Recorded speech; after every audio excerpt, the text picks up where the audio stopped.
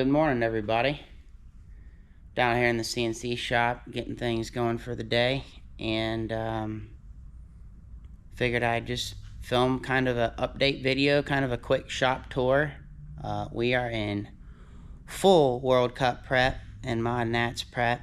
I have some serious projects coming up. I'll have a lot of long nights ahead, but I've been wanting to get back into filming a lot of things.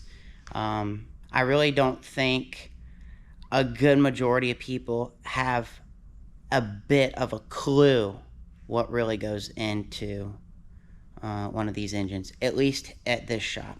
So yeah, I was planning on filming a couple things, and I just kind of wanted to show you guys around the shop and show you what I do all day. So over here is a storage rack. We have some core heads that are just waiting to get taken apart and assigned to people. Core blocks. We have more core blocks in here. It's my little ghetto flow bench. It looks ghetto, but it works. So I need to put the face back on it. I was trying to repair a motor in there. Hone that I bought with the CNC that's never ran, never had a head for it, so yeah, it's just kind of been sitting, just been too busy with other things. Here's my rod hone. I think it's late 60s model, maybe. I've been trying to figure out, but let me plug this thing in real quick. This is the coolest thing about this. It has the original General Electric motor, and it hums. I mean, it's a real nice machine. I bought this machine not specifically to do rods, which I do touch up some rods here and there, but specifically to do balancer hubs. So that's what this is for. And then this is my baby here, the Rattler P69 AHD. Set of Gen 1s that we finished up last night. I don't think we haven't surfaced the flanges yet, but we have ported them and done the chambers. So I need to go ahead and get this guy warmed up.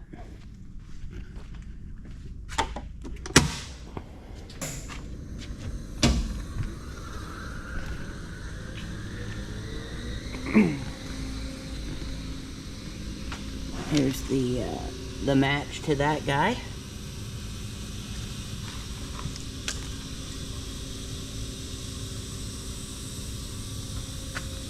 And then over here we have a 2-valve PI. This is a used casting, and you can see that it looks like it's been valve jobbed, but there's no valve guide in it. And I actually roughed the valve job in with the end mill. I'll show you a video on that. We've surfaced the flanges on the intake and exhaust. Take about 3 thousandths off there.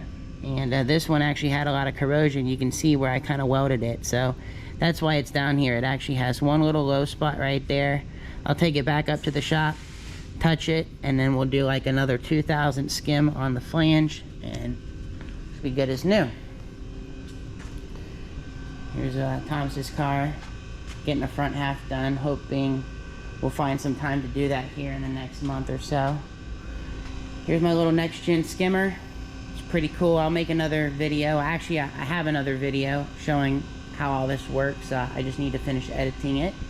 So if you have you know, even a jet wash that doesn't use really caustic soda or anything, just an aqueous solution like we do, you can use that once it's cooled off, like in the mornings, to skim all the oil. That's how we separate the oil out of our jet wash hot tank.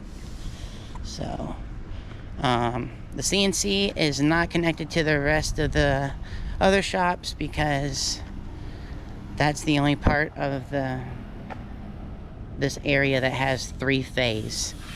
The leg of the shop that the rest of our stuff is in, the office is in, does not have 3-phase, and I gotta have 3-phase for the machine. So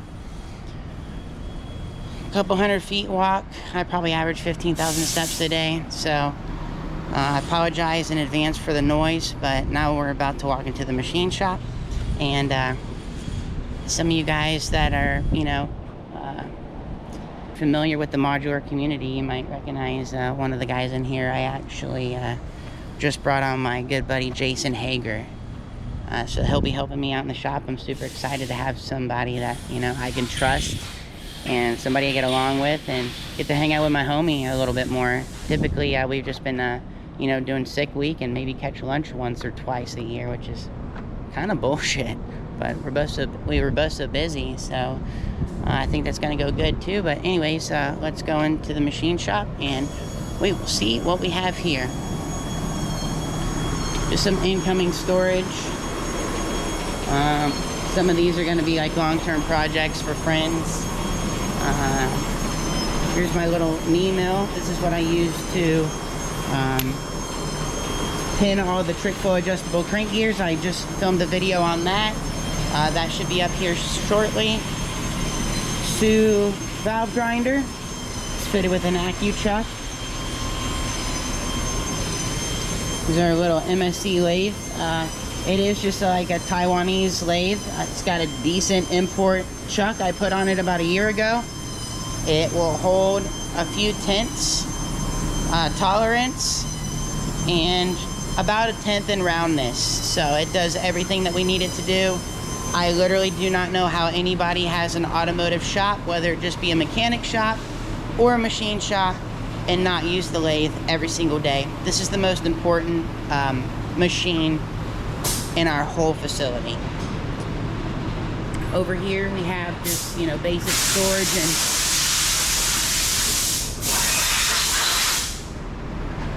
storage and prep area. Had some V6 bob weights I was in the middle of cleaning. This is a, believe it or not, this is what sharpens the carbide cutters for the seat and guide. This is diamond. Over here is our seat and guide machine.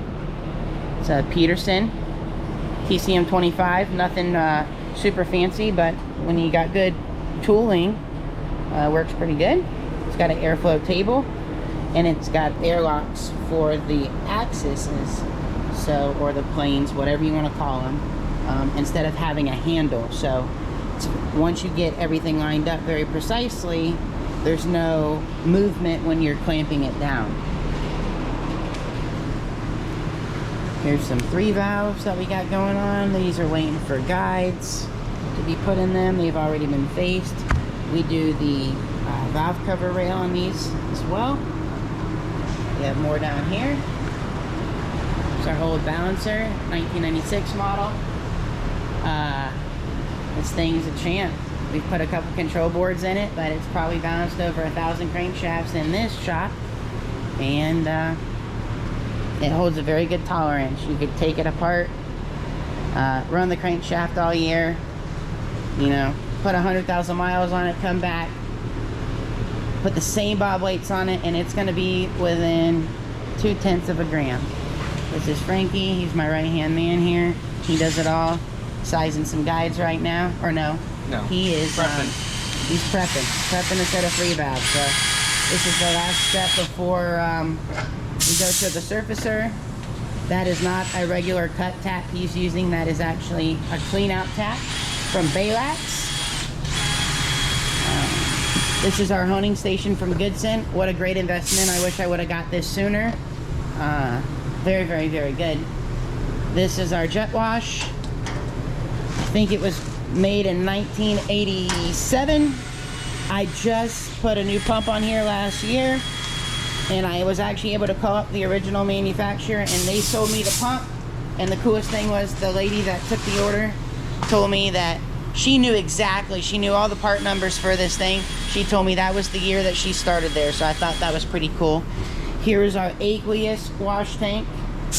We just put a new pump in this thing, and it's already took a shit, so that's on the list to fix this week. Double air compressor. All this here is just stuff waiting to get torn down. And then we will walk over here into the assembly room.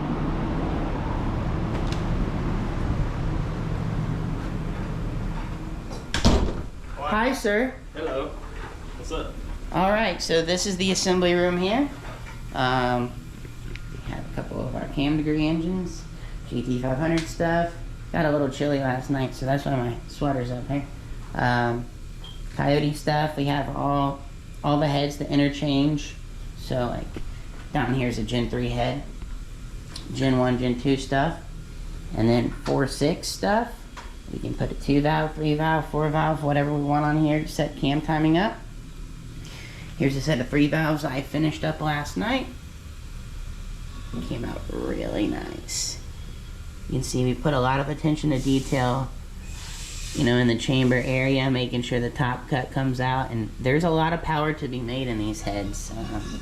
It's probably the hardest head to port because, well, you got this weird spark plug deal going right through the middle of the intake, but works pretty good.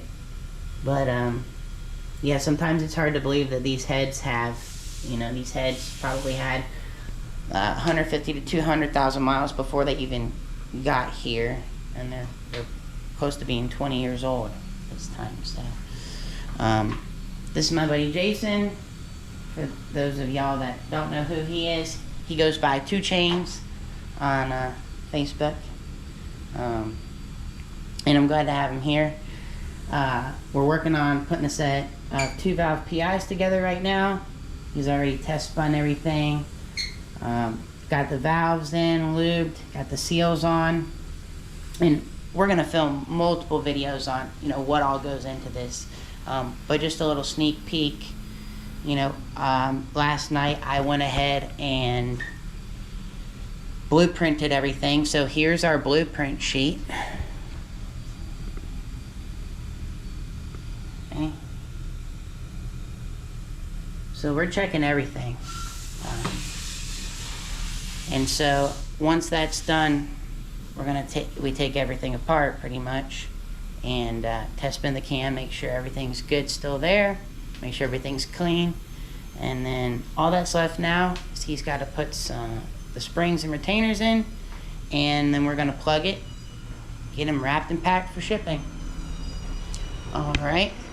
Here is what is on deck for being assembled in the next few days. We have a couple Gen 1s, Gen 3, got some boss heads, got some trick flows. Trick flows are, these are some gangsters here. Alright, and now we'll walk next door and show you the rest of the shop. So this is the main shop here. Wiseco pistons for days. We have pistons for Gen 1, Gen 2, Gen 3 Coyote, 5.4 GT500, 5.8 GT500, you name it. We have a lot in stock.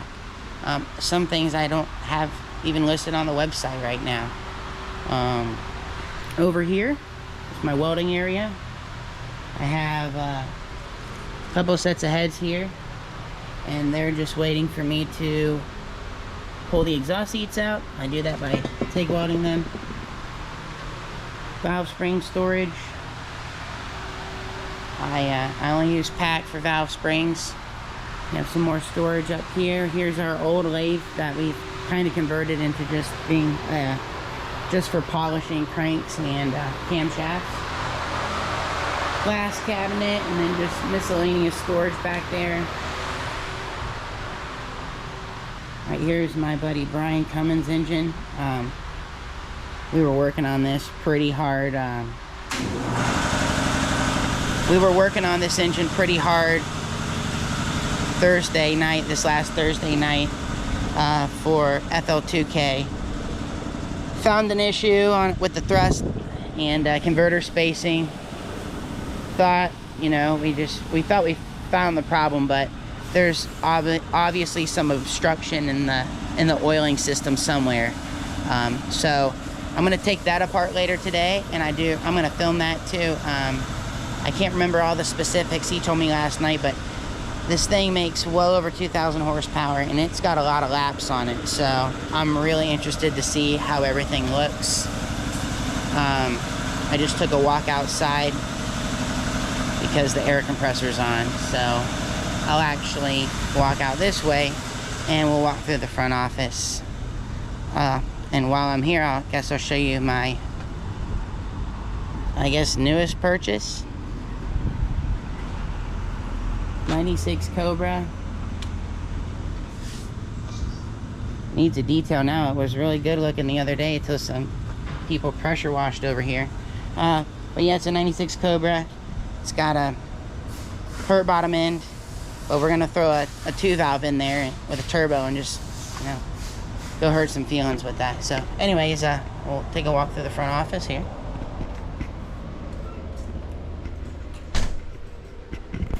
Say hi, Joey. What's up, guys? Alright, so walking through the front office now. We have camshafts for days. These are camshafts that have already been assigned to people. A few extras. Bearings, oil pump gears. More oil pump gears down here hiding. Camshafts ready for head assembly or cam degree. Just everywhere. This is Christy. She runs the whole show.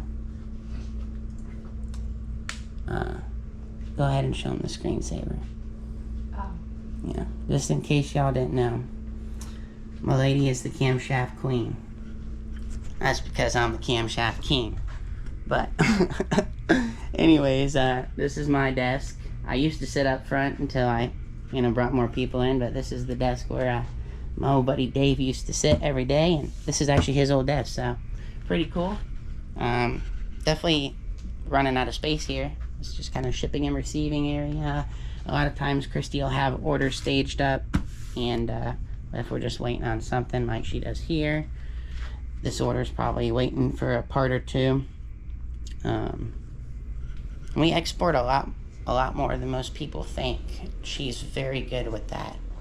Alright, so now we're into the assembly room. Got my LS here. This thing's been sitting here for like at least 3 years. Just have not had any spare time to work on my own stuff. This is Thomas's short block he's been working on here and there. This is a short block that I'm doing for a customer's 2-valve TFS deal. And this is a Gen 2 deal I finished up not too long ago. It's got our 300M H-beams in it, custom Lifesco pistons, the whole 9. Competition heads. These things are the real deal here. So, got our TBR cams. Should make, somewhere around 1,500 wheel on low boost. Low being like under 25 pounds. So here's the crankshaft we got for Thomas. This is where I do all my blueprinting and stuff. I'm not going to show anybody that. Alright, and then over here is the pistons for Thomas's engine. This is our negative, I think it's a negative 3 cc flat top from Wiseco. It's got an internal mill, double broached oilers, comes with a really nice ring set, nice pins, real good stuff. It's a little sample ride from my buddy Mike at R&R. Haven't done anything with the pocketed beam Coyote yet, but I really would like to build a nice like NA deal with something like that. Piston ring filer. This thing is the bomb. It's got a diamond wheel on here from my buddy Martin Wembley. If you guys are any machinist watching this, Performance Plus sells all of my stones for this kind of stuff. Valve grinding. He even has CBN wheels for the valve grinder, which that's too rich for me right now. But here's a set of aluminum rods I'll be working on today. I want to film this as well. This is something that's kind of interesting. So these are from my buddy Josh Minson from Red Tide Canopies. Aluminum rods have dowels here, so you got a small block Chevrolet or something, you can buy doweled rods, and we may start doing stuff in like a 2-inch journal. That kind of makes this part of the rod. You can make it a little bit more meaty without getting wider. So this still has the factory journal size. Factory journal is 2086. So, but the thing is here, this is a really weird deal. We have a billet crank, so that means that the mains need to be chamfered because there's a radius on the main and on the rod. So the rods, we have narrowed rods, and they're cut. So 25.25, that's 10 thousandths, 0.25 millimeter. And then the mains on this crankshaft are cut 20, so 0.5 millimeter. This is all we could find, pretty much. So I will film that later on. We're gonna chuck these up in the mill and put them, just drill and chamfer a hole for the dowel. This, I have a fixture I put in the lathe, and we chamfer the outer edges of the bearing to fit the billet crank. So, and then other than that, yeah, I'll walk back out here. This kind of leads back out to the main shop. So this is kind of our, I wouldn't say shipping area, but this is where we store a lot of our larger boxes, and then we have all of our other stuff upstairs, extra pistons and stuff upstairs, about extra valve springs, timing chain stuff, all that good jazz. This is my little Hogan. I actually got this from Josh. This is a for GT heads on a 4.6. So at some point I'll put something together for myself, and I think I got the combo to go 20s, honestly, if not teens with a 4.6. I think there is a lot of room to grow with that platform. It just really and truly, it takes the right induction system, and that's where that platform is lacking. So here's another one. This is Brian's engine. He actually pulled it out. Him and his buddies came back to the shop and pulled it out themselves while I was still at the track, which was really nice. Just super nice. I mean, look how this shop, this is how clean it was when I got back at midnight on Sunday from FL2K. So they took the car back with them. He's gonna make some adjustments to the chassis, and while he's doing that, we will be freshening this girl up. So we have all the parts in stock. I actually have another set of the same rods y'all just saw, and so when I dowel the bearings for Josh, I'm gonna dowel the bearings for Brian as well. And yeah, that's about it. So I'm super pumped to be back filming, and you know, there's gonna be a lot of pressure though. We have a lot to do in the next 2 weeks, so follow on for the journey. See you later.